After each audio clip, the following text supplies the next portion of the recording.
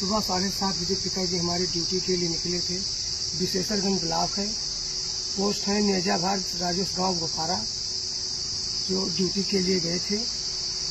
12:30 बजे के करीब में माताजी फ़ोन किए तो बोले कि अभी ड्यूटी पे हूँ, तो थोड़ी देर में घर पे आऊँगा।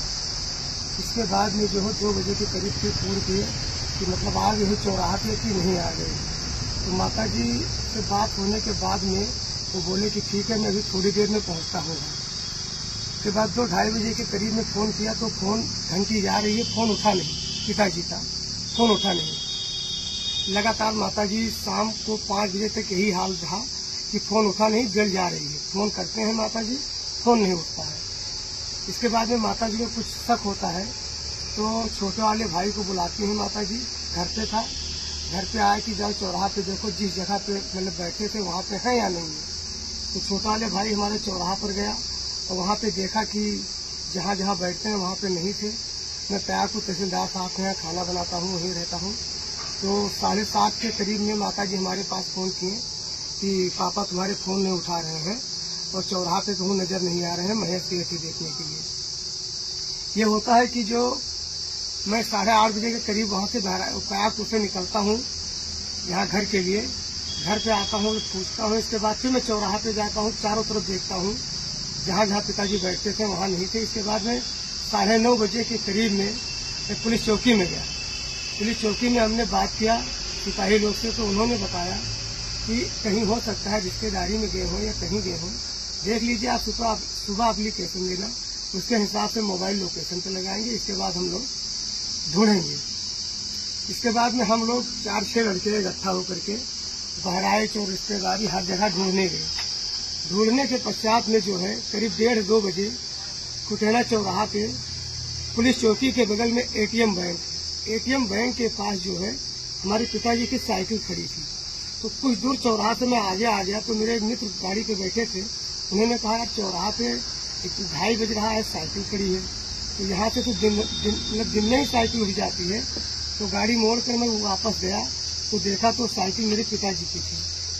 मैं पुलिस चौकी के अंदर गया और दरवाज़ा खटखटाया तो सिपाही मुझसे और बोले, हम बताए कि साइकिल ये हमारे पिताजी की है, मतलब आप लोग को साइकिल मतलब दिन में दिखी नहीं थी। उन्होंने कहा यहाँ 8-9 बजे तक कोई साइकिल ही नहीं थी। साइकिल हमने पुलिस के हवाले कर दिया, चौकी में खड़ी कर दिया। इसके बाद मैं घर आ गया। सुबह मैं 8:30 बजे फिर पुलिस चौकी में जाता हूँ 25 तारीख को। वहाँ नंबर देता हूँ, एप्लीकेशन देता हूँ, मोबाइल ट्रेस वो लगता है क्या कहते हैं लोकेशन के साथ में दरोगा जी, सिपाही और हम 4-6 लोग घर के आदमी फिर पैक वहाँ बहराइच जाते हैं ढूंढने के लिए। लोकेशन के हिसाब से नहीं मिल रहे हैं पिताजी। फिर इसके बाद हम लोग पुलिस लाइन में जाते हैं साहब लोग के साथ में मोबाइल कॉल रिकॉर्डिंग के लिए। संडे होने के कारण वहाँ भी नहीं मिलता है CDR। तो सोमवार को मिलती है लगभग 5 बजे CDR मिलने के बाद में सिपाही लोग खुदेना चौराहा जाते हैं। मैं 7:30 बजे घर पे पहुँचता हूँ बहराइच से। उसके बाद में करीब 8 और 8:15 के करीब में फ़ोन आता है कि मक्कापुरा में एक लाश मिली है, जा करके उसको देख लो। तो हमको तो शक हो गया कि मेरे पिताजी का ही है। हम लोग यहाँ से गए तो मेरे पिताजी की ही लाश मिली। जिस मतलब वकील साहब के कमरे में लाश मिली, वकील साहब ने ही दरवाजा मतलब ताला खोला, ताला उन्होंने ही खोला। और इसके बाद में उन्होंने कहा वहाँ पे सभी के सामने, पुलिस वाले थे, मोहल्ला के सभी लोग थे, कि 6 महीना पहले हमसे किराए पे ले रखे थे।